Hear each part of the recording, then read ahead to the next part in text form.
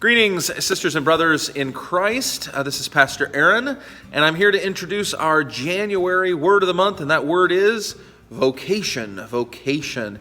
Now, I have to be honest with you, the first time I always see that word, my first thought is always, is that just the word vacation, just slightly misspelled? No, it's not. It's almost the opposite of that, actually.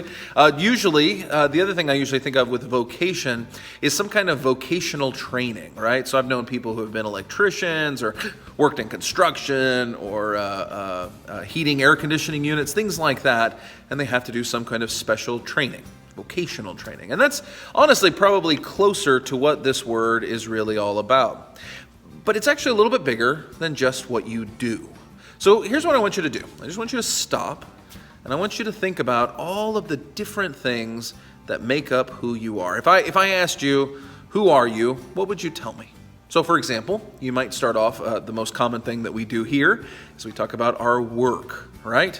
So what do you think about yourself in terms of what you did for a living? You do for a living, what you used to do for a living. If you're a student, you may think of yourself as a learner, as somebody who is growing in that way. So there's all those things that we kind of do, kind of professionally, sort of. In addition, you might start thinking about yourself in terms of the relationships that are important, right? So being the child of somebody, or having children of your own and being a parent to them, or being a brother, sister, an aunt, uncle, nephew, niece. I mean, we can go through grandparent, grandchild, all of those kinds of relationships. Most importantly, also friends sometimes, right? So those important relationships that we have all around us, right?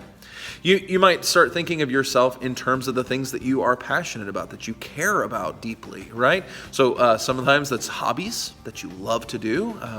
Sometimes that can be sports or sports teams. Gosh, I think the most excited people can get sometimes if you ask them, who's your favorite sports team? Are you a UT or A&M grad around here? You know, it can get really interesting to learn how much that has kind of formed or shaped their identity.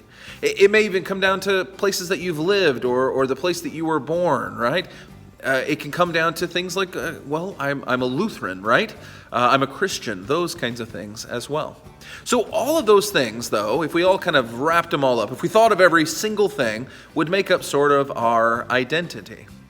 Vocation is taking that identity and connecting it more deeply with our baptism. Our baptism and what that baptism says. What we find as we pour this water into the baptismal font, we find there the place that God has made promises, right? That God has declared that you are a child of God, that you are blessed with this relationship that will never, ever go away, that it cares for you, it loves you, it lives with you all of your life, right? That's all found here in these waters of baptism. And then I always love at the very end of our baptismal liturgy, we light a candle and we say, "Let your light so shine before others that they may glorify your Father in heaven." Now, I love that line because I think that it points to this idea of vocation, that at the center of who we are is a child of God. And if that's the case, how then do we live out all of the different identities and vocations that we are a part of? How does being a child of God change who you are as a parent or as the child of someone? How do you care for people in relationships when you understand yourself to be a child of God? How do you do the work that you do whenever you believe you see yourself as a child of God? How do you live it out based on that? Or is your favorite sports team fan or in your hobbies that you do, even frankly as Lutheran Christians, how do we understand our vocation in the midst of that if we think about ourselves as children of God?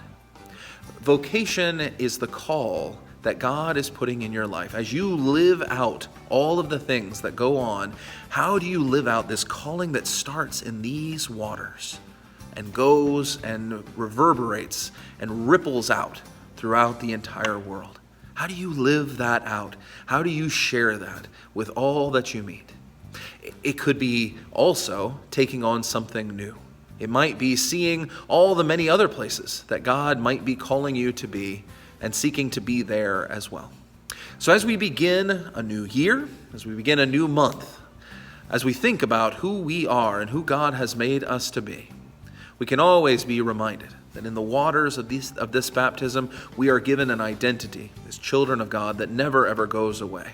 And from there, we can be called by God to live that out in all the places that we find ourselves. May you find yourself blessed and watered by this incredible identity, and may it shape everything in your life.